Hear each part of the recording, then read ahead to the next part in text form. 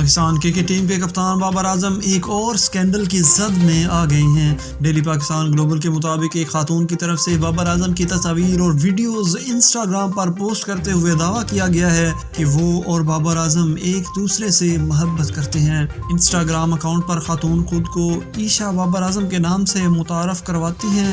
ان کا Instagram handle Aisha Rajput کے نام سے ہے، جس نے کسی ایسے شخص کی تصاویر شیئر کی ہیں جو بابر اعظم کا ہم شکل ہے۔ اس اسکینڈل نے سوشل میڈیا پر تہلکہ مچا دیا ہے اور کرکٹ کے مداح بابر اعظم کے ساتھ اظہار یکجہتی کرتے ہوئے ان کے حق میں ٹرینڈز چلا رہے ہیں۔ رپورٹ کے مطابق خاتون کی طرف سے الزام